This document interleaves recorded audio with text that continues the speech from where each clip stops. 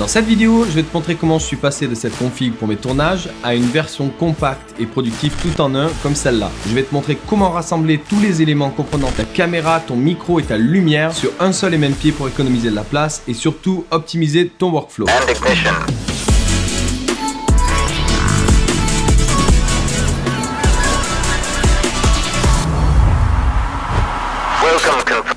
Salut, c'est Steph, j'espère que tu vas bien et bienvenue dans cette nouvelle vidéo dans laquelle je suis fier de te présenter ma nouvelle config. Si tu es créateur de contenu comme moi et que tu as besoin d'optimiser ta production de vidéos, reste bien jusqu'à la fin car cette vidéo est faite pour toi. La pièce dans laquelle je tourne mes vidéos n'est pas petite, mais on se retrouve très vite submergé quand il y a beaucoup de matos, plusieurs pieds et trépieds avec softbox, plusieurs caméras parfois, et j'ai pas une super grande hauteur de plafond, alors j'ai cherché une solution pour condenser le tout sur un seul et même pied. Surtout que c'est aussi la pièce où je vis, donc il faut toujours ranger le matos après mes tournages et je trouve ça un peu limitant d'un point de vue productivité. Dans mon cas, j'ai juste besoin de préparer mon script, de pouvoir allumer le matos, lancer le rec et tourner mes vidéos. Si le process d'installation devient trop long, je vais commencer à procrastiner ou perdre la motivation et ça impacte vraiment mon workflow. Mais avec un setup tout en un comme celui-là, je vais être vraiment productif et toi aussi si tu cherches une solution pour devenir une machine à produire des vidéos. J'ai bien entendu fait de mon mieux pour que cette solution ne me coûte pas un bras et demi non plus. En tout cas, j'ai fait en sorte que ça reste dans un budget raisonnable. Alors le coût total de ce setup s'élève quand même à 1633 €, tout accessoire confondu, excluant bien entendu mon boîtier vidéo, le Sony A7 IV que j'adore, ainsi que l'objectif Sigma Art 24-70 qui ouvre à 2.8. Pour le coup, j'ai un petit peu triché parce que j'avais déjà plusieurs accessoires qui composent ce setup, donc j'ai pu expérimenter avec tout un tas de choses que j'avais et j'ai trouvé la formule idéale me concernant. Maintenant, libre à toi de partir de ma base et te construire ton propre setup avec tes besoins spécifiques et des alternatives moins chères. Par exemple, dans mon setup, il y a un téléprompteur parce que je lis tout le temps mes scripts face caméra. J'ai vraiment pris l'habitude de bosser comme ça et je sais que le montage sera plus rapide par la suite car il n'y a pas ou peu d'hésitation quand je m'enregistre. Maintenant, si dans ton cas tu n'utilises pas de téléprompteur mais que tu aimes bien avoir ton téléphone avec les points clés sur un fichier texte face à toi, tu peux toujours monter une sorte de tablette sur laquelle tu vas poser ton téléphone et son support. Libre à toi de faire évoluer ce setup selon ton utilisation. Un des gros avantages de ce kit, c'est que si je veux m'enregistrer dans une autre pièce, en un tour de bras, je suis instantanément prêt à tourner. Allez, on va rentrer en détail dans ce qui compose ce magnifique setup tout en un et t'inquiète pas, je te mettrai tous les liens nécessaires dans la description ci-dessous pour te le fabriquer toi-même. On commence par la base du setup qui est un C-stand de chez Neewer. Il me fallait un pied hyper robuste pour supporter tout ce setup sans craindre qu'il tombe risquant d'abîmer mon A7 IV ou mon Objo Sigma. Ce pied est lourd et robuste et sa fabrication est incroyable pour son prix et il est livré avec un bras d'extension d'1,20 m ainsi que deux rotules hyper pratiques. Je vais d'ailleurs utiliser une des deux rotules pour monter ma lumière qui n'est autre que le Godox SL60W vendu avec sa softbox qui est une super keylight. En plus, la softbox possède deux diffusions qui me permettent d'avoir une lumière hyper douce pour mes vidéos. Elle prend un peu de place, mais comme je l'avais déjà, j'ai préféré la garder plutôt que d'en racheter une autre moins en commande. Si tu as déjà une light, fais avec ce que tu as, sinon je te recommande vraiment cette Godox qui est au top. Pour une extra sécurité, j'ai placé un sac de sable ou un sandbag en anglais en bas sur une des branches de mon trépied pour avoir un poids supplémentaire qui va me permettre d'accentuer la solidité à la base et éviter les basculements. Au cinéma, on appelle ces sacs des guzz d'ailleurs.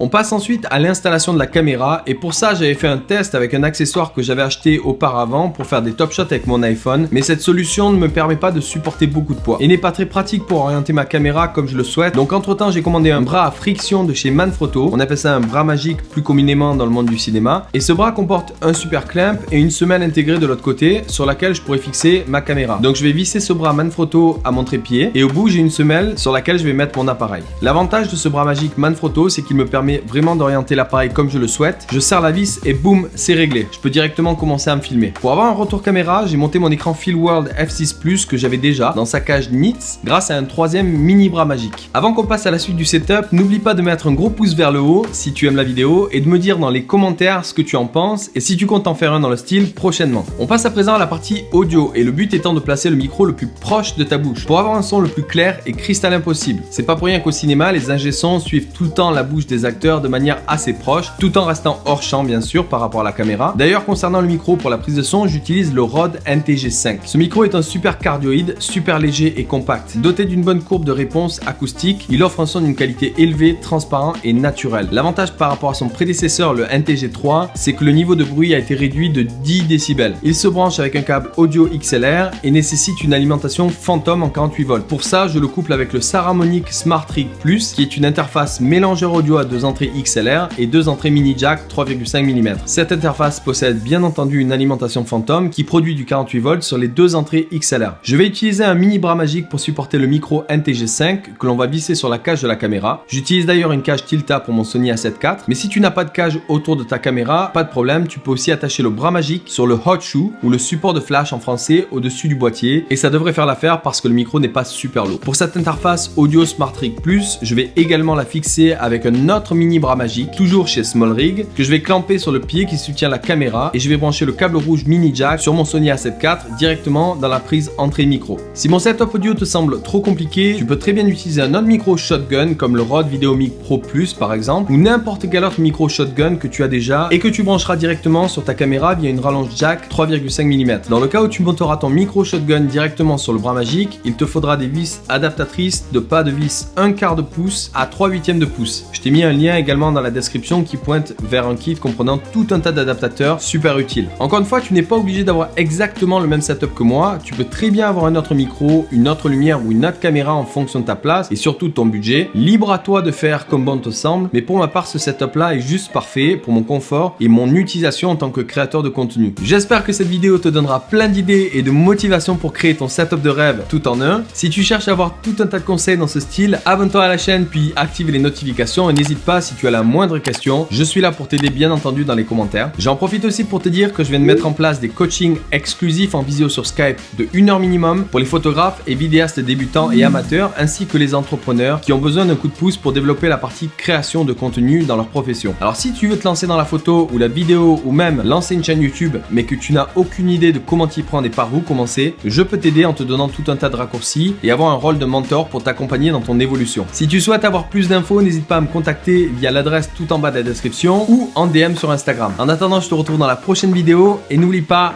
crée la vie de tes rêves.